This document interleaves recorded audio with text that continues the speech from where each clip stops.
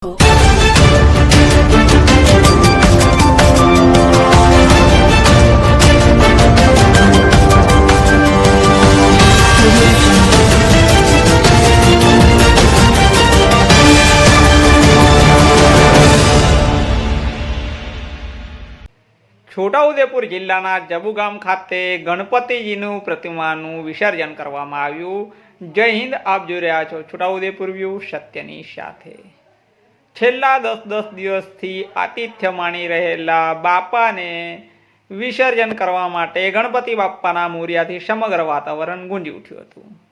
જ્યારે જબુગામના આઝાદ ચોકમાં ગણપતિ પંડાળના બધા જ ગણપતિ ભેગા થયા હતા ત્યારે આ નજારો ખૂબ જ અલગ અને નયનરમ્ય લાગી રહ્યો હતો।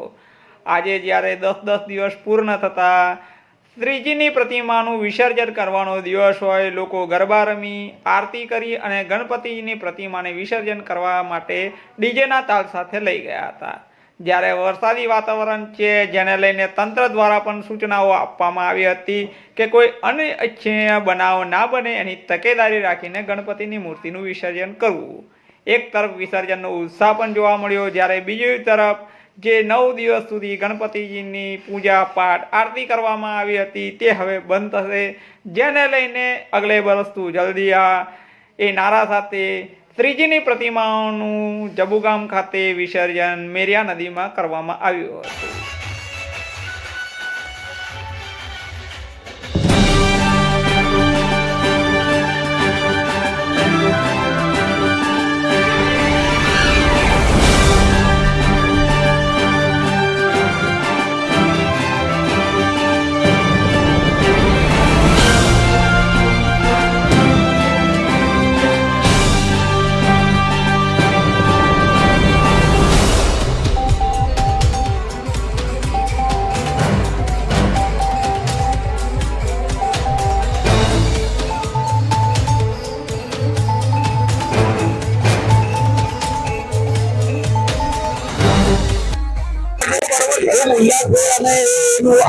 વિસર્જન કરીએ અમારી ગણેશજીને પ્રાર્થના છે કે ગણેશજી આવનારું વર્ષ બધા માટે ફળદાયી નીવડે એવી આશા રાખીએ।